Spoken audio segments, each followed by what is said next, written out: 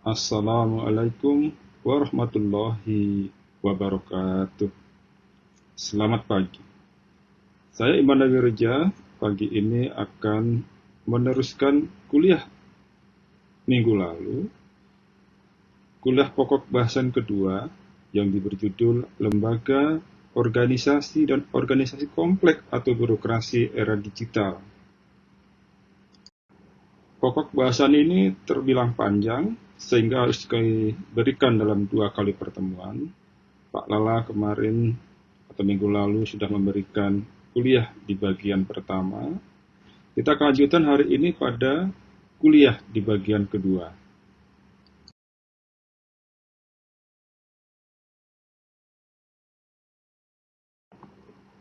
Kuliah kali ini terbagi menjadi 4 sub pokok bahasan. Sub pokok bahasan pertama adalah birokrasi di negara berkembang dengan Indonesia sebagai fokus pembahasan. Lalu pembahasan kita lanjutkan dengan birokratisme. Ya. Berikutnya adalah birokrasi alternatif, apa dan bagaimana bentuk-bentuk birokrasi alternatif itu. Paling tidak kita akan bahas 3 bentuk birokrasi alternatif. Dan terakhir nanti kuliah akan kita tutup dengan membahas gerakan sosial baru. Baiklah, kita mulai kuliah pagi ini dengan membahas birokrasi di negara berkembang.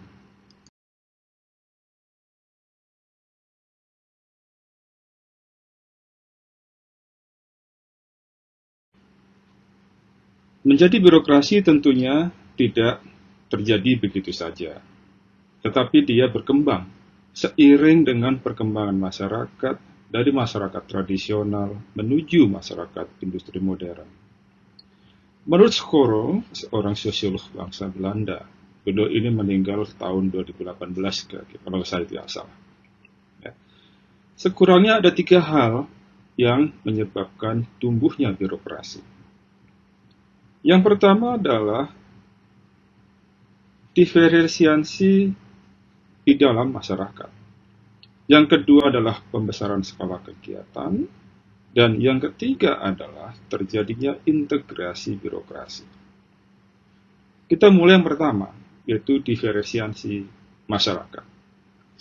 Seiring dengan perkembangan masyarakat, dari masyarakat tradisional menjadi masyarakat modern, atau sekarang kita kenal dengan industri 5.0 atau 4.0, maka semakin banyak pekerjaan-pekerjaan itu yang tidak lagi tertangani oleh seorang individu.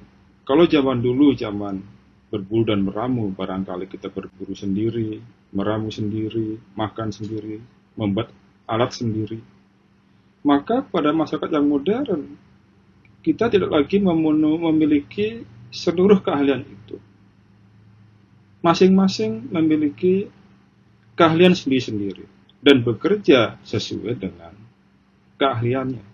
Ada yang menjadi polisi, ada yang menjadi tentara, ada yang menjadi dokter, guru, dan sebagainya. Itu baru diferensiasi dari sisi pekerjaan.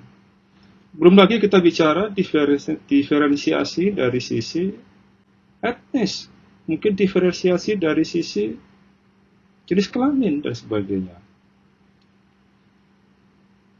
Alasan yang kedua adalah birokrasi ini tumbuh menjadi besar karena negara semakin ikut campur tangan dalam menangani masalah pribadi warganya. Jika di zaman kerajaan dulu, negara itu hanya berkepentingan mayoritas terhadap tenaga dan pajak dari warganya, pada masyarakat modern, negara-negara itu juga berkewajiban untuk melayani dan memberi fasilitas kepada warganya. Kepentingan untuk keperluan negara untuk memberi fasilitas kesehatan, maka menumbuhkan pelayan kesehatan atau departemen kesehatan atau apapun namanya. Kepentingan negara untuk melayani masyarakat dalam hal fasilitas umum, menumbuhkan terjadinya departemen pekerjaan umum yang mengurusi jalan, jembatan, bendungan, dan sebagainya. Lebih dari itu juga terjadi perubahan dalam mindset uh, organisasi birokrasi. Yang mana birokrasi itu awalnya mengabdi kepada atau melayani raja atau keluarga kerajaan, pada saat ini birokrasi juga beralih menjadi mengabdi kepada masyarakat. Gabungan ini menyebabkan birokrasi menjadi besar. Birokrasi juga terdiri dari berbagai tipe. Weber tahun 1954 menggolongkan sekurangnya 3 tipe birokrasi, yaitu birokrasi tradisional, birokrasi karismatik, dan birokrasi legal rasional. Pada birokrasi tradisional, sumber legitimasinya adalah waktu, yaitu di mana tipe legitimasi ini didasarkan pada kebiasaan-kebiasaan ataupun adat yang sudah berlaku cukup lama di daerah tersebut. Nah, pada tipe birokrasi karismatik, sumber legitimasinya berasal dari kepribadian pemimpin atau kualitas pribadi seorang pemimpin. Biasanya gaya kepemimpinannya adalah dinamis secara personal. Contohnya di sini adalah mungkin Napoleon, Teresa, Martin Luther, Soekarno, dan sebagainya. Lalu tipe yang ketiga adalah legal rasional, di mana sumber legitimasinya berasal dari aturan-aturan legal. Dalam hal ini, sumber kekuasaannya berasal atau otoritasnya berasal dari kantor dan tidak pada orang. Gaya kepemimpinannya berupa official, birokratik official. Contohnya adalah parlemen-parlemen di negara-negara maju atau teman di negara kita. Jadi kalau orangnya meninggal, orangnya diganti, parlemen tetap ada, dan mereka tetap memiliki kekuasaan yang sama.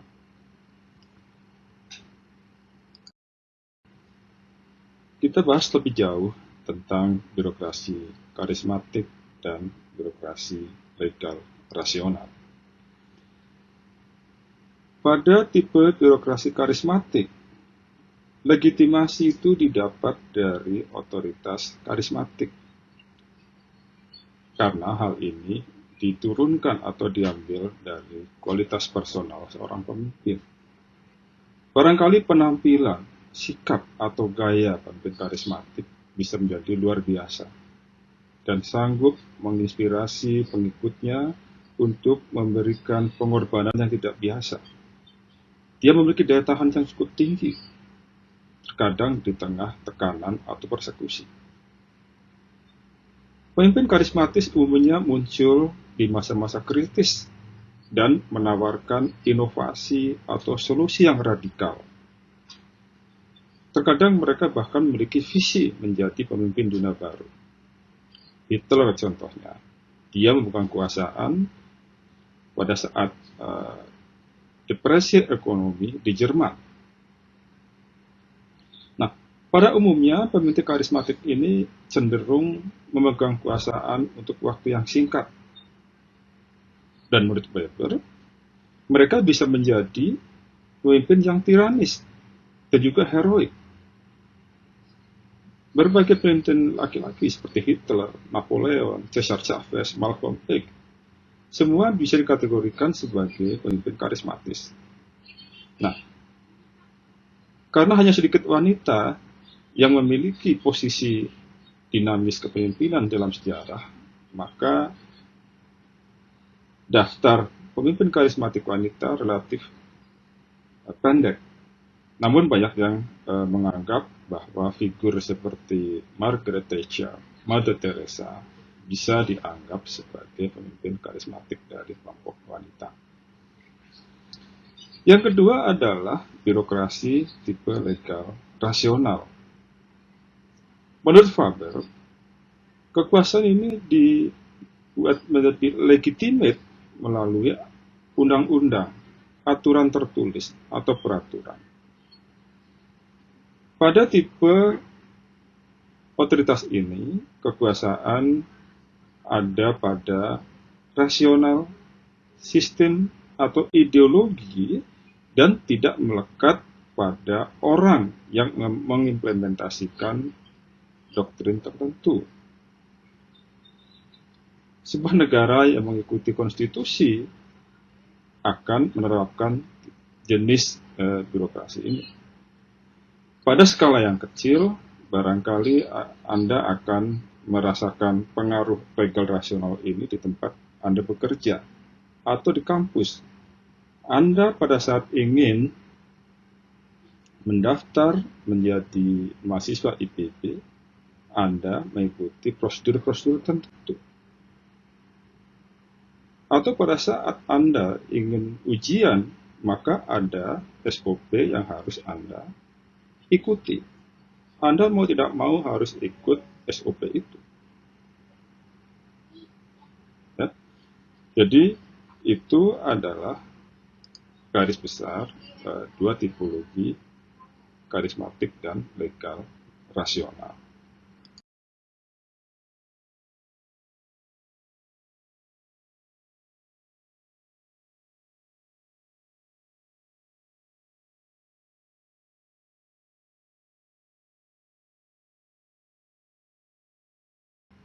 Masih menurut Weber, ciri birokrasi rasional itu sekurangnya ada 8. Yang pertama adalah adanya pembagian kerja. Ada pegawai atasan, ada pegawai bawahan, ada yang memiliki tugas tanggung jawab tertentu, dan semua sudah diatur secara tertulis. Kalau Anda lihat IPB, maka ada pembagian jelas apa tugas rektor, apa tugas dekan, apa tugas kepala departemen, apa tugas dosen, dan sebagainya. Adanya sentralitas jabatan di organisasi secara hierarkis. Hierarkis ada yang tinggi dan yang rendah. Maka kembali kalau kita ambil contoh di IPB, secara hierarkis ada pejabat yang dianggap level bawah, level menengah, level atas. Kalau di tentara kita akan kenal adanya pangkat prajurit, bintara, perwira pertama, perwira menengah, dan perwira tinggi. Ya. Yang ketiga, cirinya adalah ada jenjang karir dan ada sistem menaikkan pangkat yang berasas kontraktual. Jadi kalau jenjang karirnya jelas, kalau Anda misalkan dalam satu organisasi memberi syarat tertentu, kalau Anda punya kualifikasi seperti ini, Anda berhak untuk naik pangkat atau akan dinaikkan pangkatnya. Begitu.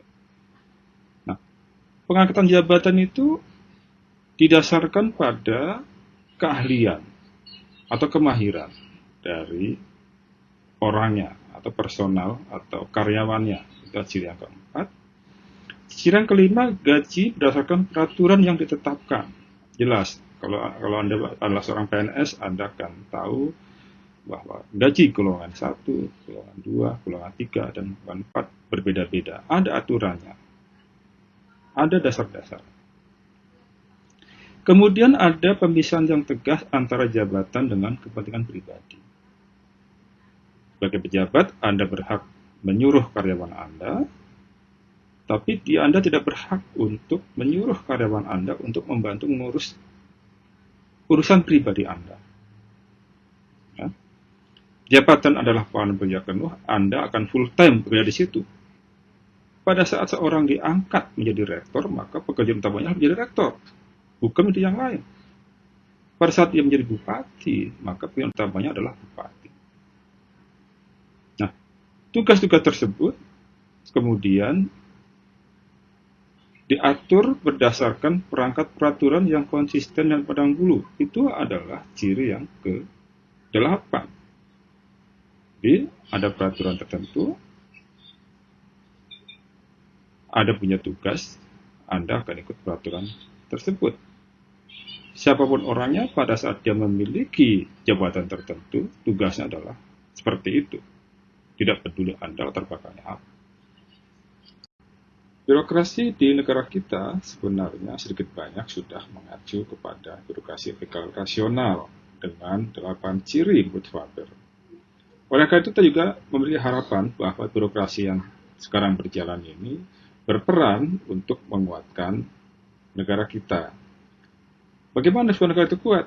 Salah satu indikasi negara itu kuat adalah dengan melihat eksistensinya. Dan eksistensi itu diindikasikan dengan keberlanjutan program pembangunan. Nah, oleh karena itu, penetapan program dan pelaksanaan program pembangunan menjadi penting dan vital, sehingga seluruh proses pengembangan kebijakan diatur dengan pemikiran dasar dan alasan yang kuat. Salah satu cara mengukur keberhasilan program pembangunan adalah menggunakan siklus perbaikan terus-menerus yang dikenal dengan siklus PDCA. Siklus ini dipopulerkan oleh William Edward Deming. Apa yang perlu kita lakukan di sini adalah pertama kita punya plan atau rencana, sebuah rencana mengubah sesuatu, sebuah rencana yang ditujukan untuk melakukan perbaikan-perbaikan. Nah, sebelum mengubah segala sesuatu, Anda perlu menulis apa atau aktivitas apa yang akan ditingkatkan, dan juga bagaimana akan menentukan dampak dari perubahan tersebut. Nah, oleh karena itu harus ada semacam cara untuk mengukur efektivitasnya. Harus ada indikator. Juga harus tahu apa yang sekarang sudah dicapai dan apa yang akan kita capai. Jadi ini bisa dalam bentuk jumlah kejadian, dalam bentuk waktu yang diperlukan dan sebagainya. Nah, setelah kita memiliki tujuan, matrik, kemudian nilai sebelum dan sesudah, maka lakukan perubahan yang diinginkan tadi, yaitu yang kita kenal dengan siklus do. Sesudah kita melakukan planning kegiatan yang kita rencanakan, tahap berikutnya adalah melakukan cek atau melakukan studi. Nah, saat perubahan itu sudah dilakukan atau kebijakan sudah dijalankan, maka kita harus memiliki kemampuan untuk mengukur dampak dengan cara melihat perubahan-perubahan dalam tolok ukur yang kita buat. Apa yang kita harapkan dari sebuah peningkatan tersebut. Nah, kita harus berhati-hati dalam mengukur, karena banyak perubahan-perubahan itu sebenarnya tidak membuat perubahan yang signifikan. Atau kadang-kadang rencana yang kita lakukan untuk membuat perbaikan justru berakhir pada kegagalan atau memperburuk situasi. Nah, dari analisis cek tadi, atau ya dari studi tadi, kita akan melakukan tindakan. Yang tentunya tindakan ini atau act ini tergantung dari hasil dari tahapan cek tadi. Kalau perubahannya berhasil, maka kita bisa atau Anda perlu membuat perubahan itu permanen. Nah, kalau ternyata perubahan itu menjadi kegagalan, Anda harus atau kita harus melakukan perbaikan. Ini adalah siklus perbaikan terus-menerus yang berlaku umum sebenarnya. Bisa kita gunakan untuk mengukur keberhasilan program pembangunan, atau dalam skala kecil mungkin kita juga bisa menggunakannya untuk menilai perbaikan-perbaikan di sebuah kantor. Kalau Anda nanti ikut dalam sebuah tim audit atau implementasi sistem manajemen ISPO atau RSPO atau ISO 9000 atau ISO 14000, Anda akan selalu ketemu dengan siklus PDCA ini. Nah, dalam kasus penetapan atau implementasi kebijakan, maka menjadi penting bagi kita untuk melihat ukuran-ukuran yang bisa kita lihat. atau terukur. Misalnya apa? Tingkat pertumbuhan ekonomi. Misalnya kita ingin bahwa kebijakan yang kita ambil itu akan meningkatkan kesejahteraan masyarakat. Bagaimana cara mengukurnya? Melalui tingkat pertumbuhan ekonomi. Yang kedua, misalnya kita ingin program kita itu mengurangi ketimpangan di dalam masyarakat. Maka kita bisa mengecek melalui rasio Gini atau Gini rasio dan seterusnya. Nah, nanti akan bisa kita diskusikan setelah kuliah ini berakhir, apa ukuran keberhasilan pembangunan suatu negara. Silahkan Anda memikirkan dari sekarang. Sebelum kita melihat lebih jauh bagaimana sebuah program pemerintah itu dilaksanakan, ada baiknya kita memahami dulu birokrasi yang akan melaksanakannya, yaitu birokrasi di NKRI. Sebelum reformasi tahun 1998, birokrasi di Indonesia sangat-sangat terpusat dengan pendekatan top-down. Pemerintah pusat membuat program itu kemudian diturunkan atau ke pemerintah provinsi, dari provinsi kemudian diturunkan pemerintah kabupaten, kota, kecamatan, dan seterusnya.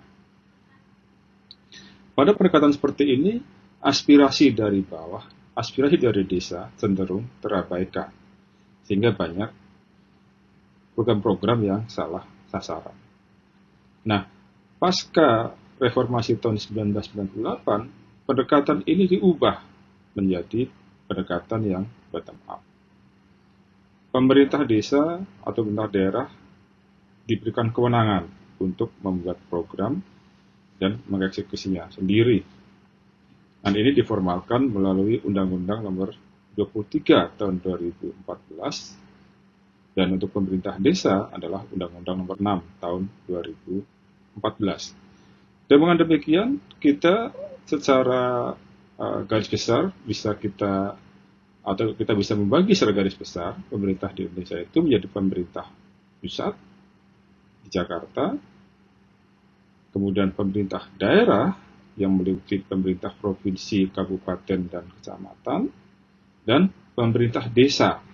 Sehingga kita melihat ada 3 kategori besar, yaitu pemerintah desa, pemerintah daerah, dan pemerintah pusat.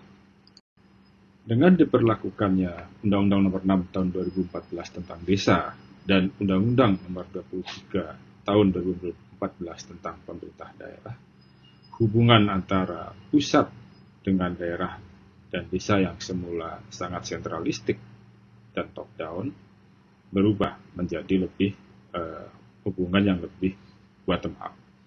Desa lebih independen dan lebih otonom, demikian juga pemerintah daerah juga lebih independen dan lebih otonom dibanding sebelum reformasi 1998 atau sebelum diberlakukannya undang-undang ini.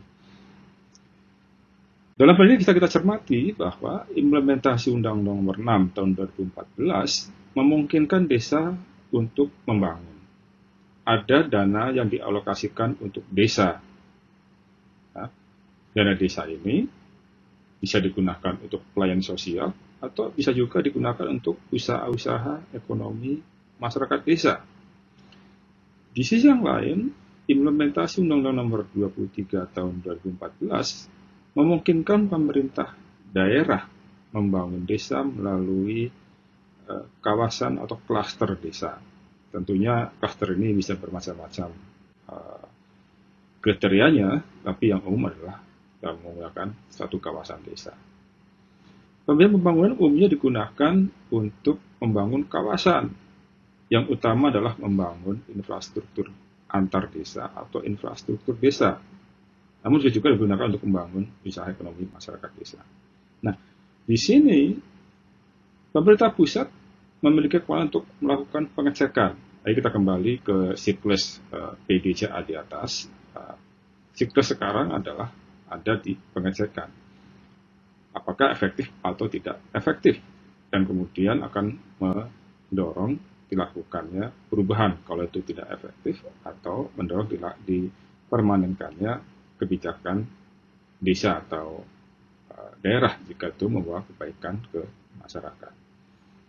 Dengan demikian, yang terjadi sekarang adalah desa itu memiliki kewenangan untuk melakukan program melalui musrenbang yang dilakukan setahun sekali, lengkap dengan pembiayaan dan penyelenggaraannya. Mereka cukup otonom dalam hal ini, dan pusat akan melakukan pengecekan atau monitoring.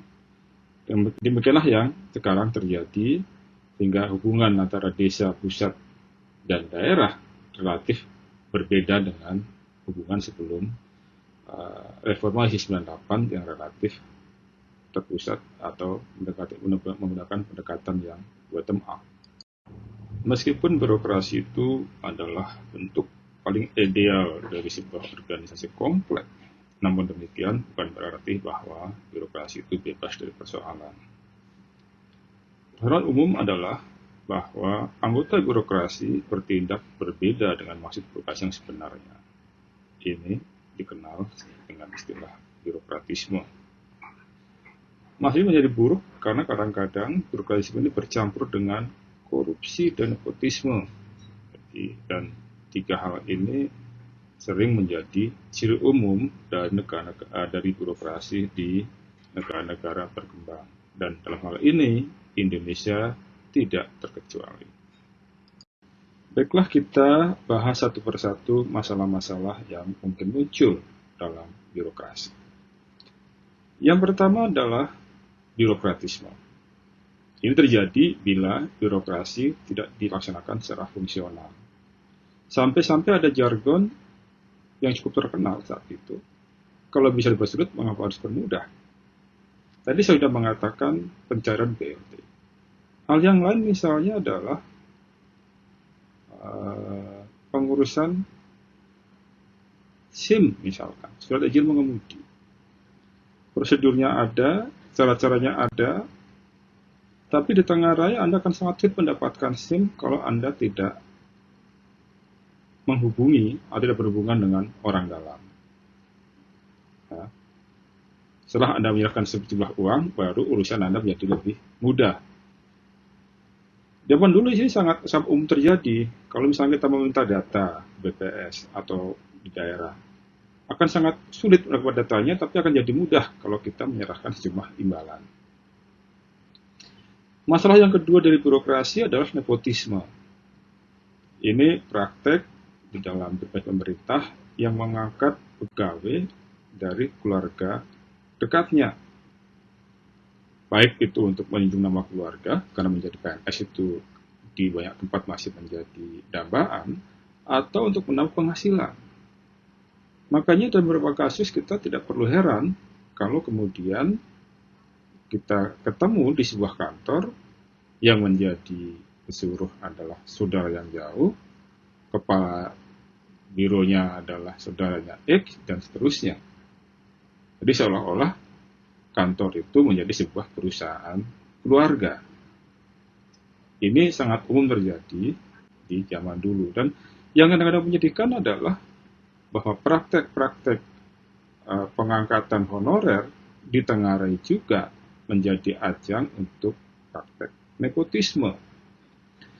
Berikutnya yang juga menjadi masalah adalah korupsi. Ini mudah sekali. Jadi penggunaan negara, kekuasaan negara untuk menambah kekayaan diri sendiri atau untuk memperkaya orang lain.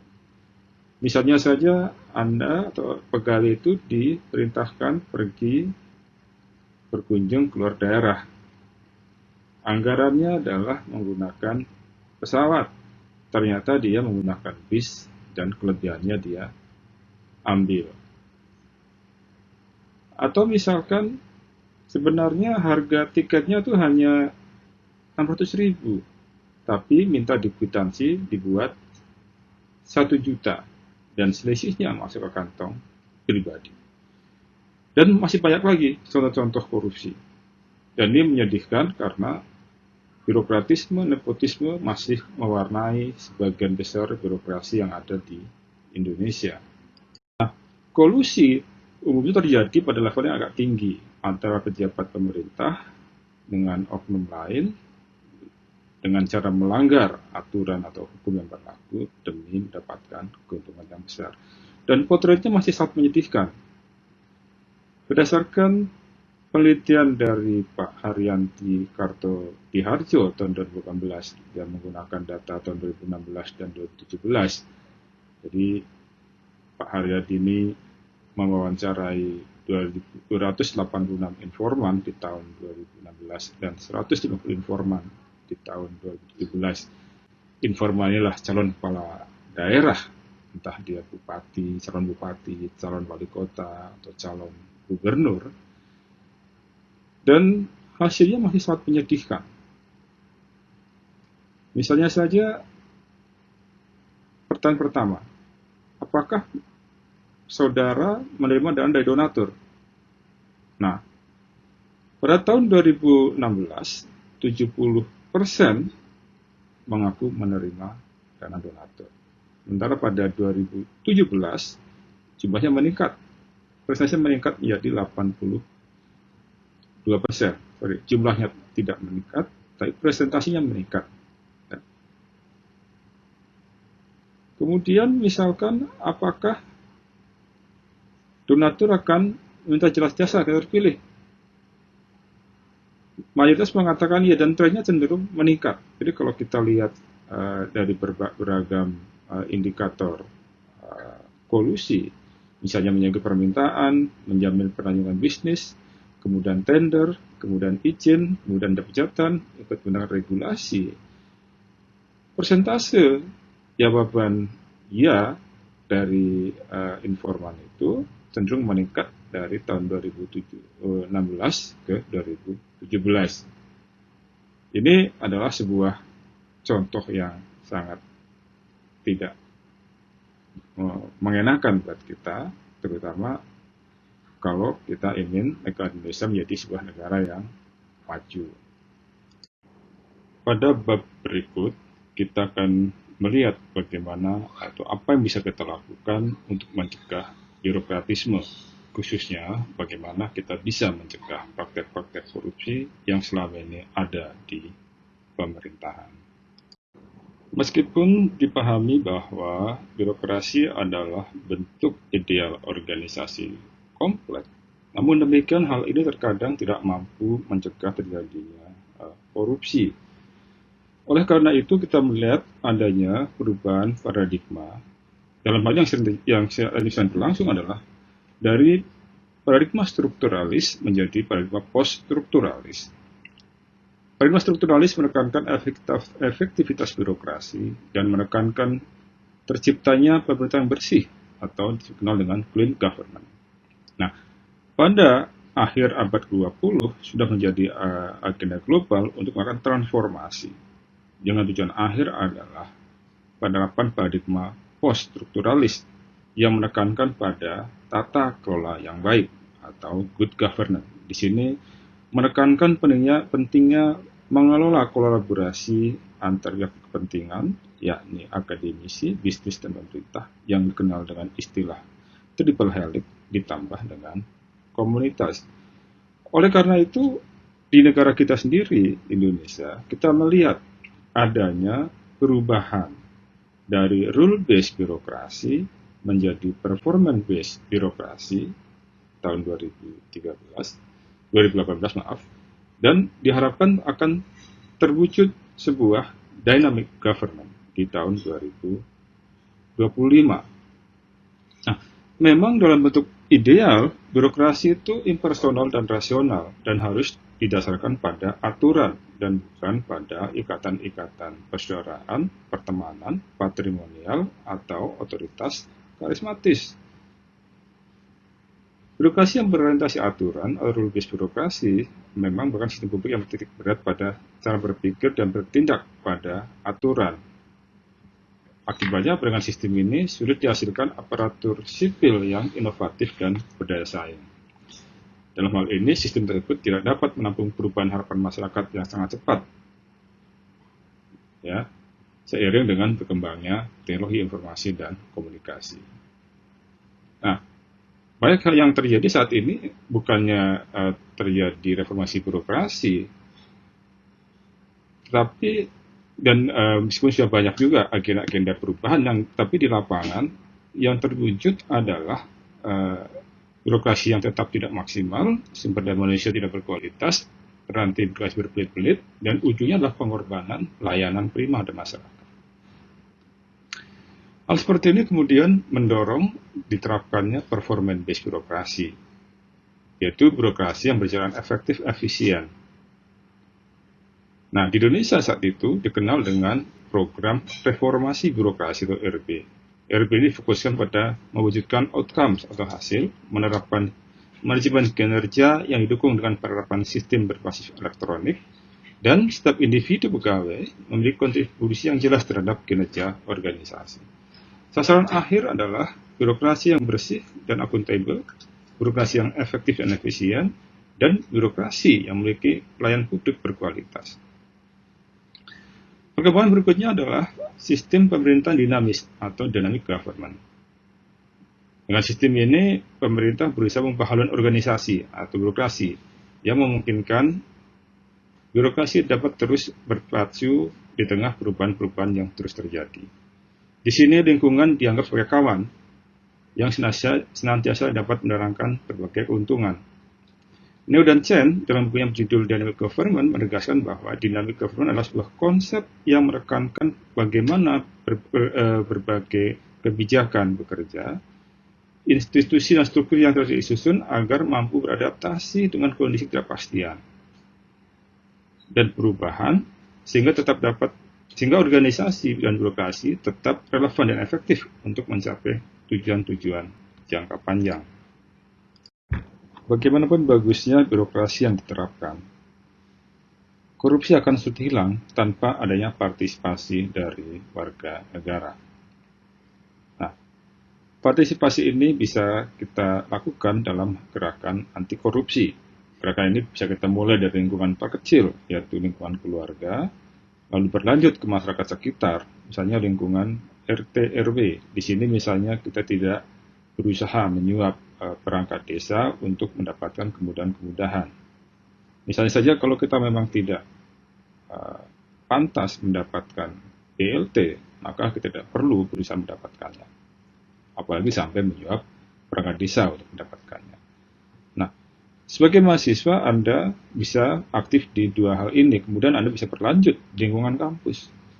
Dan seterusnya, lingkungan lokal atau global, misalkan Anda aktif di kampanye-kampanye anti korupsi. Ada dua hal yang bisa Anda lakukan di sini, yakni berupa pencegahan dan peran serta masyarakat. Karena berdasarkan Undang-Undang Nomor 30 Tahun 2002, pemberantasan korupsi itu terdiri dari 3 bagian: pencegahan, penindakan, dan peran serta masyarakat. Penindakan dalam ini bukan ranah kita, atau bukan ranah warga negara umum, tapi ranah negara, ranah dari aparat penegak hukum. Dalam hal ini, polisi dan KPK. Salah satu kunci pengurangan dan pencegahan korupsi adalah adanya transparansi dari layanan-layanan pemerintah. Ya, dalam hal ini kita diuntungkan oleh perkembangan teknologi informasi. Di sini pemerintah bisa menerapkan e-government untuk memberi informasi dan layanan pada warganya, baik dalam bidang bisnis atau hal-hal lain yang terkait dengan pemerintahan. E-government ini bertujuan dan bermanfaat untuk membentuk jaringan informasi interaktif, sehingga efisiensi birokrasi internal akan meningkat, pelayanan publik atau pengantar klien yang demokratis juga akan terbentuk. Nah, lebih penting lagi adalah nanti adanya pengembangan e-planning dan e-budgeting. Perencanaan dalam bentuk elektronik, budgeting juga dalam bentuk elektronik, program-program beserta biayanya juga dalam bentuk elektronik yang bisa diakses oleh seluruh warga, sehingga akan meningkatkan transparansi. Dalam hal ini pengembangan e-planning dan e-budgeting sudah diatur dalam Undang-Undang Sistem Perencanaan Nasional. Kita hanya perlu melaksanakan dan mengikuti apa-apa yang ada di dalam undang-undang tersebut. Konsep yang saat ini sedang populer adalah mewirausahakan birokrasi. Kata wirausaha atau kewirausahaan atau entrepreneurship seringkali dipahami secara keliru karena seolah-olah hanya berkaitan dengan bisnis, ekonomi, dan lain-lainnya. Padahal yang diperlukan dari kewirausahaan adalah mental, mindset, attitude, habit, dan karakter berikut, yakni disiplin dan menghargai waktu, memiliki kesadaran diri yang tinggi, memiliki kepercayaan diri yang tinggi, memiliki motivasi yang tinggi, memiliki keinginan mengambil resiko yang diperhitungkan, berani gagal, memiliki keinginan bekerja keras dan cerdas, memiliki keinginan untuk mendekat orang lain, dan lain-lain. Nah, mengapa kita memerlukan kewirausahaan birokrasi? Dalam artikel yang dibuat oleh Victor Ney 2005 yang berjudul The New Institutionalism in Economic and Sociology, terungkap bahwa pertumbuhan ekonomi yang tinggi dari sebuah negara dapat bersumber dari birokrasi pemerintah yang kompeten, bersih, dalam tidak ada korupsi, memiliki norma dan sasaran jangka panjang yang terukur, dan lain-lain, ya, yang merupakan reaksi berantai mulai dari birokrasi pemerintah, menerapkan sistem rekrutmen yang berdasarkan meritokrasi, menerapkan norma dan sasaran bersama, meningkatkan keberhasilan kompetensi birokrat, dan mencapai pertumbuhan ekonomi yang tinggi. Dalam hal ini, kita akan mendorong terjadinya sebuah birokrasi yang baru, atau mendorong tumbuhnya birokrasi yang baru, di mana birokrasi yang baru ini menuntut pemerintah menjadi katalis, pemerintah juga menjadi milik masyarakat, pemerintahan digerakkan oleh misi, pemerintahan yang berorientasi hasil, berorientasi pada pelanggan, yaitu warganya, wirausaha, antisipatif, desentralisasi, dia tidak tersentralisasi di satu tempat, berorientasi pasar, dan yang terpenting adalah gabungan dari keseluruh karakteristik di atas. Bagaimana kita bisa menerapkan konsep mewirausahakan birokrasi? Kita bisa melihat peluang badan usaha desa atau daerah di era digital ini. Kita anggap badan usaha milik desa ini sebagai nerve center. Ya, dia merupakan satu unit khusus di dalam pemerintahan desa atau pemerintah daerah yang berorientasi bisnis, dan dia didukung dengan teknologi digital. Katakan dia berfokus pada industri pengolahan hasil di pedesaan yang akan menghubungkan pembeli dengan produsen, yaitu petani, peternak, dan nelayan. Hubungan ini akan kita fasilitasi dengan teknologi digital. Nah, maka pada saat ada permintaan produk, Nerve Center akan memfasilitasi permintaan tersebut kepada petani. Kemudian permintaan itu akan menimbulkan diolah dan dia akan menimbulkan permintaan di level petani, yaitu badan usaha akan berusaha membeli ke petani-petani langsung. Dalam ini dia akan memotong terjadinya atau operasi tengkulak. Untuk bisa sampai ke sana, karena biasanya pembeli ini memiliki standar produk yang tinggi, perlu dilakukan pendampingan untuk mengadakan produk yang bermutu dan sesuai dengan spesifikasi dalam hal mutu, kuantitas dan kualitas, dan tempat dan waktu. Ya. Nah, dengan demikian kemudian kita ada si badan usaha ini mampu menjadi penyedia produk untuk selanjutnya diolah dan dikemas dan dikirim produk tersebut ke agen atau distribution center. Dari sini kemudian akan dikemas dan diolah dan sebagainya menjadi diolah dalam artian disusun berdasarkan alamat dan sebagainya untuk dikirim ke pasar eceran atau ke pasar konsumen. Hal ini akan sangat bagus sekiranya dia dilakukan menggunakan katakan secara elektronis dengan menggunakan software yang berbasis sistem operasi tertentu. bisa sistem operasi Macintosh, Windows, atau handphone. Dalam hal ini Android ataupun iOS. Sehingga ke depan yang terjadi bukan hanya sekedar sharing ekonomi, seperti halnya kejadian dengan Gojek atau Grab dan sebagainya, tetapi menjadi sebuah komun ekonomi di mana masyarakat sendiri terlibat dalam mengembangkan ekonomi di daerah tersebut. Selanjutnya kita akan bahas apa yang disebut sebagai birokrasi alternatif.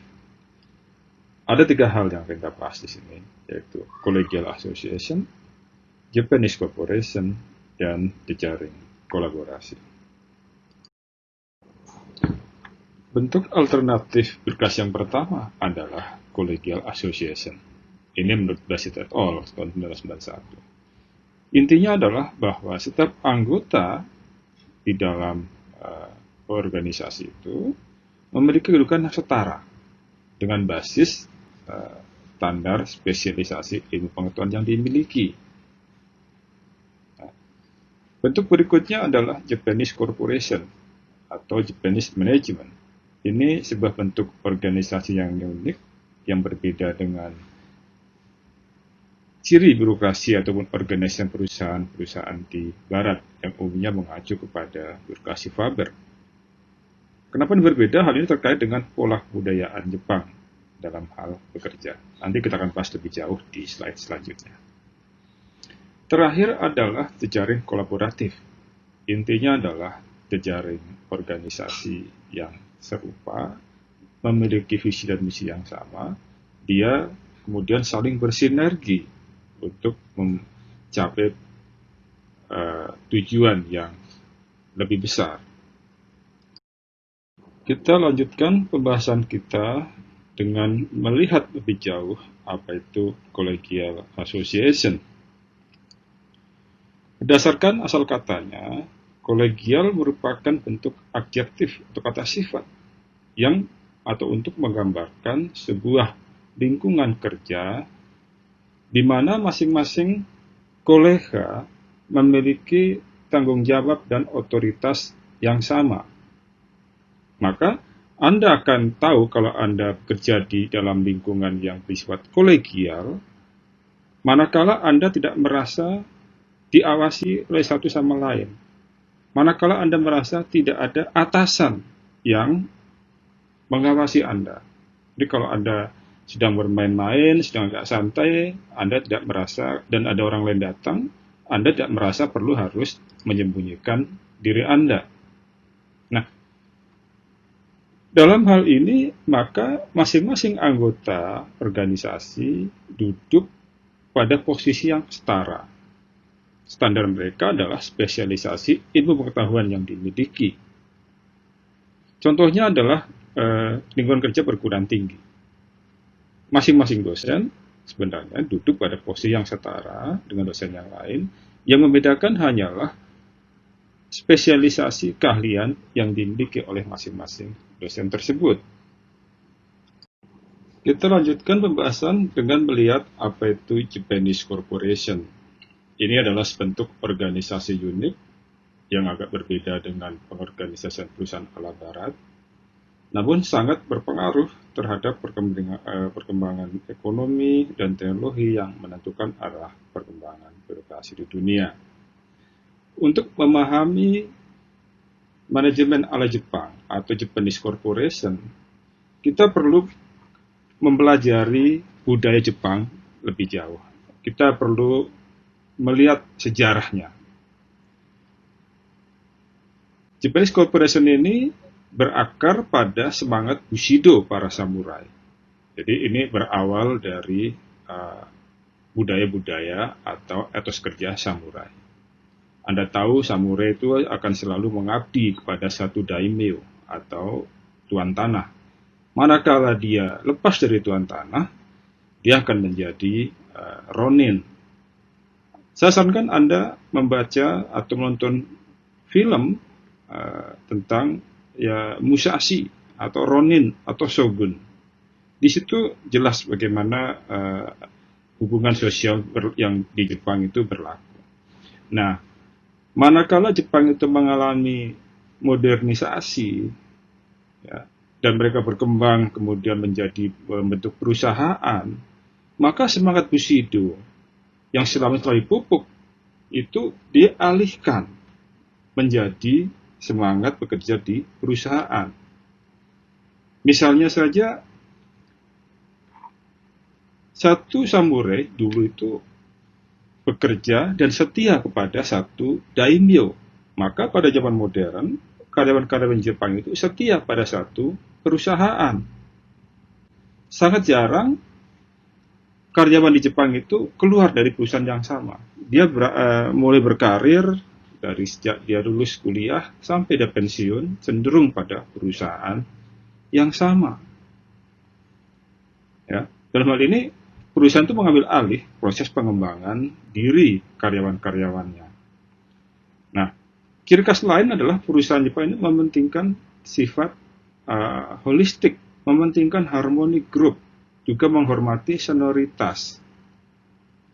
Nah, ini agak berbeda tentunya dengan birokrasi ala Barat, apalagi kalau kita mengacu ke birokrasi ala Faber. Ya. Di situ senioritas tidak penting, harmoni grup juga tidak terlalu penting. Begitu. Nah, ini yang membedakan bagaimana perusahaan-perusahaan Jepang kemudian mampu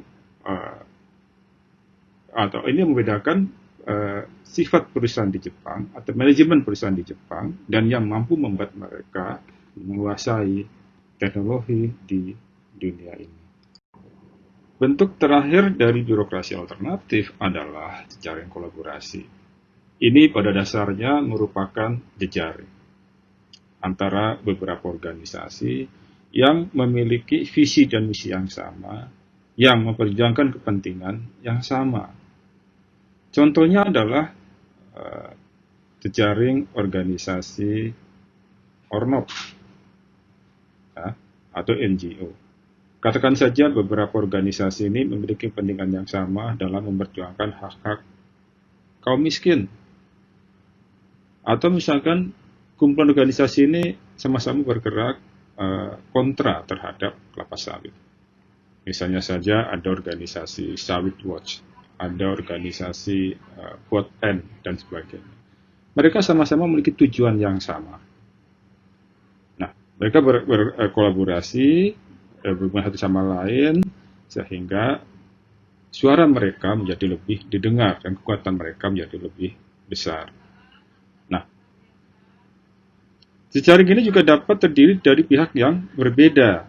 Misalnya saja pemerintah atau perusahaan kemudian berkolaborasi dengan ORNOP. Ya, ini juga masih bisa dianggap sebagai bentuk jejaring kolaborasi.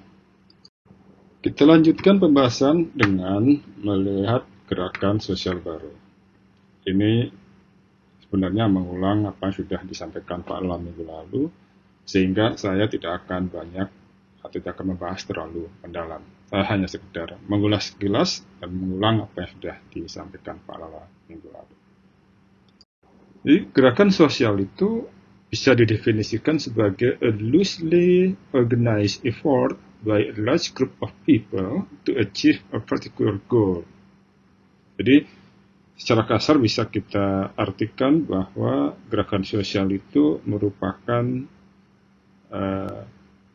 usaha atau upaya sekelompok besar orang untuk mencapai tujuan tertentu. Nah, upaya-upaya ini tidak diorganisasi secara ketat, tetapi mereka cenderung bergerak sendiri-sendiri. Tapi jumlahnya sangat besar, sehingga dia mampu menekan, menjadi kelompok penekan ke pemerintah. Nah, biasanya tujuannya berupa tujuan sosial atau tujuan yang bersifat politik. Ini bisa saja mereka berusaha untuk melakukan sebuah upaya tertentu, melawan sebuah gerakan tertentu, atau mengembalikan sebuah perubahan sosial yang terlanjur terjadi. Nah, gerakan-gerakan ini bisa berupa tindakan kelompok yang melibatkan individu, melibatkan organisasi, atau melibatkan keduanya. Nah, dalam perkembangannya, jika semula gerakan sosial ini atau sebelum abad 21, gerakan ini terfokus pada gerakan petani dan gerakan buruh, maka dalam periode yang belakangan setelah abad 21, mengingat persoalan semakin kompleks, juga ada banyak ketidakpuasan terhadap birokrasi, maka muncul gerakan-gerakan lain yang kita kenal sebagai gerakan sosial baru. Secara ringkas, gerakan sosial baru ini dibedakan dari gerakan sosial yang lama dalam hal tampilan watak yang berubah dari gerakan sosial lama atau tradisional. Gerakan sosial lama lebih bertumbuh pada kegiatan ekonomi materialis seperti gerakan buruh. Sedangkan pola gerakan baru berpusat pada tujuan-tujuan non-material. Gerakan sosial baru lebih menekankan pada aspek gaya hidup dan kebudayaan dari hal-hal yang bercirikan orientasi ekonomi. Misal saja gerakan lingkungan, gerakan perdamaian, gerakan feminisme adalah contoh-contoh gerakan sosial baru. Nah, dari sisi ideologi, gerakan sosial baru sudah mulai menghindari perspektif kelas ala Marx untuk menjadi fondasi gerakan mereka. Gerakan sosial lama biasanya berkutat pada persoalan industri, buruh, anti kapitalis, dan sebagainya. Sementara gerakan sosial baru lebih menerobos antar negara dan pasar, sehingga membangkitkan pertahanan individu dan komunitas. Misalnya agen-agen yang memperjuangkan kaum marginal, kaum urbanisasi, aktivis lingkungan, dan sebagainya. Dari segi struktur, gerakan sosial baru lebih mengarah ke struktur yang responsif, terbuka, non-hierarkis, dan terdesentralisasi. Nah, oleh karena itu, karena ini hal yang baru, gerakan sosial politik baru ini merupakan salah satu kajian yang penting dalam disiplin ilmu sosiologi.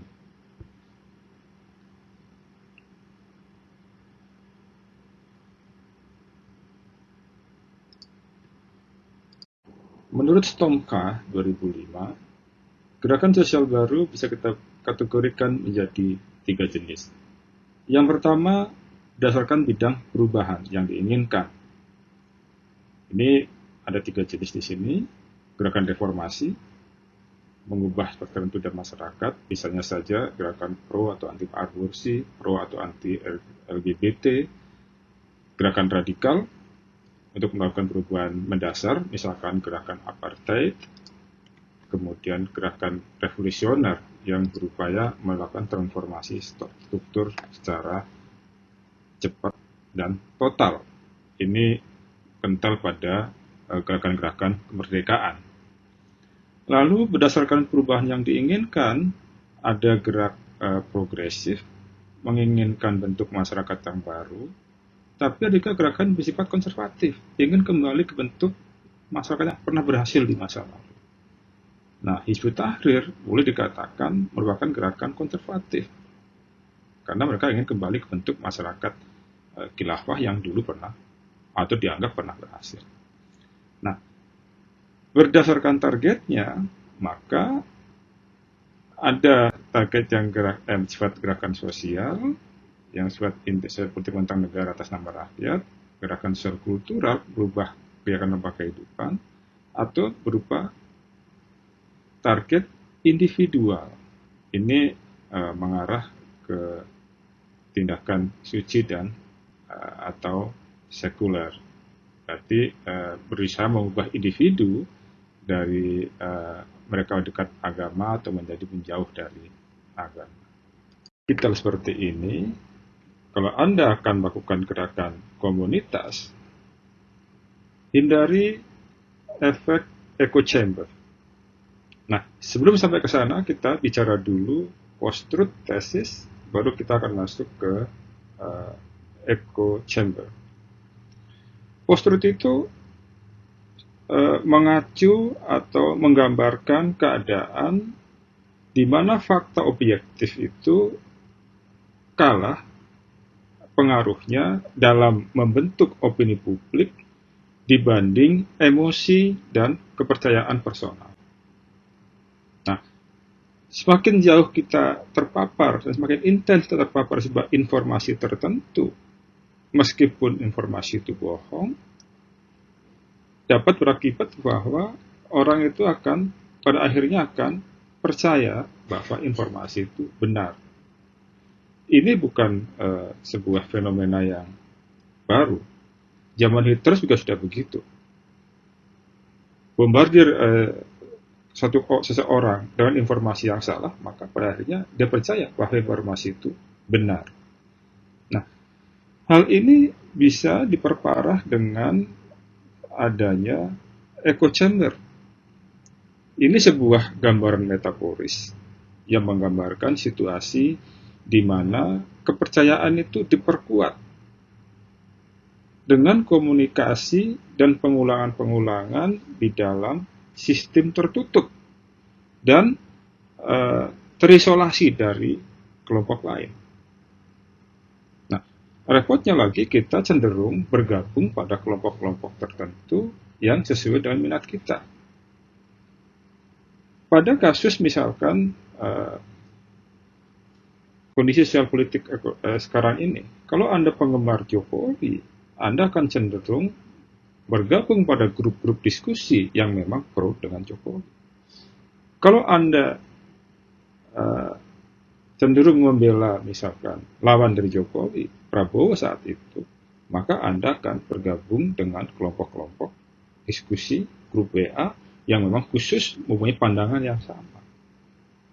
Nah, ini karena Anda kemudian terbombardir dengan informasi-informasi yang Anda sukai dan datang dari orang yang sama, daya kritis Anda kan menjadi berkurang. Anda bisa jadi mempercayai hal yang benar jadi salah, dan hal yang salah menjadi benar. Ya, karena post-truth ini pada akhirnya akan mengurangi daya kritis Anda dan menghindarkan Anda dari melihat kebenaran yang hakiki, yang kemudian ini akan sangat berbahaya bagi Anda kalau nanti Anda berusaha melakukan gerakan komunitas. Karena kalau Anda melakukan keputusan dengan dasar data yang salah, keputusan Anda juga akan menjadi salah. Mana Anda membangun komunitas cerdas untuk menggerakkan gerakan sosial. Kita bisa lakukan itu melalui level keluarga, level sekolah perguruan tinggi, dan level komunitas. Pada level keluarga, kita harus mampu menanamkan nilai-nilai yang bagus. Nilai-nilai kebersamaan, kejujuran, kepedulian, menghargai kesetaraan, dan sejenisnya. Dalam ini keluarga menjadi sebuah gerakan bersifat moral. Lalu di sekolah atau perguruan tinggi, gerakan sosial ini bisa kita masukkan melalui gagasan kurikulum, ya, baik di sekolah menengah, sekolah dasar, ataupun perguruan tinggi. Dan akhirnya di dalam level komunitas, kita akan membangun nilai-nilai bersama, common value, serta mekanisme melakukan pengendalian sosial. Bagaimana membuat Anda terhindar dari perangkap echo chamber? Jawabannya ada pada literasi. Anda harus banyak membaca, Anda harus banyak mendengar, dan Anda harus selalu berpikiran terbuka. Anda tidak boleh hanya bergaul dengan kelompok yang satu pemikiran dengan Anda. Nah, di samping itu literasi juga mendorong Anda menjadi pribadi yang kreatif dan inovatif tentunya. Nah, kreativitas ini artinya adalah tindakan untuk menghasilkan gagasan atau kreasi baru, ya, yang ini bisa didasarkan pada imajinasi Anda terhadap sesuatu yang baru, ada peluang-peluang untuk mewujudkannya, atau yang ringkasnya adalah thinking something. Sementara inovasi merupakan mengenalkan sesuatu yang baru. dan digunakan secara efektif dan luas. Bagaimana kita bisa menguatkan ketahanan sosial, khususnya bila kita menggunakan pendekatan jejaring komunitas? Kita bisa memodifikasi gagasan tentang Komdev dari Roda Philip dalam bukunya Community Development tahun 2009. Pertama kali kita akan melakukan proses penguatan kapasitas komunitas. Dalam hal ini tujuannya adalah membangun kemampuan untuk bertindak atau developing an ability to act. Hasil yang kita harapkan adalah adanya ketahanan sosial atau ability to act. Ability to act ini kemudian akan mendorong terjadinya proses penguatan ekonomi komunitas. Dalam hal ini dia akan creating, maintaining, and mobilizing resources, atau dia membuat, mempertahankan, dan memobilisasi sumber daya. Hasil yang kedua adalah dari ketahanan sosial ini adalah komunitas aktif, kreatif, dan produktif. Hal ini karena telah terjadi peningkatan dalam komunitas. Lalu peningkatan komunitas ini akan mendorong terjadinya komunitas pembangunan yang berkelanjutan secara sosial, ekonomi, dan ekologi. Pada saat yang sama, proses penguatan komunitas juga akan menghasilkan hal pembangunan komunitas berkelanjutan. Lalu, kita juga bisa mendorong terjadinya atau mempromosikan komunitas sains dan agama. Dalam hal ini, kita akan berusaha mendorong terjadinya, mempertahankan dan mendorong konten positif. Dalam hal ini, komunitas yang aktif dan dibarengi dengan penguatan ekonomi komunitas yang secara langsung berhubungan dengan ketahanan sosial akan mendorong terjadinya komunitas berbasis sains dan agama. Nah, pada saat yang bersamaan ada dampak juga tidak langsung dari proses penguatan komunitas, yaitu akan mengarah ke ketahanan sosial. Demikian juga komunitas aktif, kreatif, inovatif akan mendorong terjadinya ketahanan sosial. Lalu pada saat yang bersamaan juga terjadi loop atau tindakan imbal balik. Komunitas pembangunan berkelanjutan akan kembali mendorong proses penguatan kapasitas komunitas. Demikian juga penguatan ekonomi komunitas akan kembali mendorong kapasitas komunitas. Ini akhirnya menjadi semacam siklus bagaimana ketahanan secara komunitas akan terus-menerus membaik atau menjadi lebih tahan, makin kuat ketahanan sosialnya seiring dengan berjalannya waktu. Akhirnya sampailah kita pada akhir kuliah ini, dan sebagai penutup saya akan mengajak Anda untuk berdiskusi. Diketahui ada adagium yang cukup terkenal. Adagium pertama adalah birokrasi yang baik akan melahirkan pemerintahan yang bersih. Adagium kedua, tata kelola yang baik penting untuk kelangsungan negara kita. Nah, pertanyaannya adalah, mengapa birokrasi kita belum mampu mendorong pemerintahan yang bersih? Ya. Pertanyaan kedua adalah, mengutip pernyataan sosiolog Sumarjan, apakah ketidakmampuan birokrasi dalam mendorong pemerintahan bersih itu ada hubungannya dengan mental menerabas? Silahkan Anda diskusikan setelah mata kuliah ini. Selamat berdiskusi. Dan untuk ini saya akhiri paparan kali ini dengan mengucapkan alhamdulillahirabbil alamin. Wassalamualaikum warahmatullahi wabarakatuh.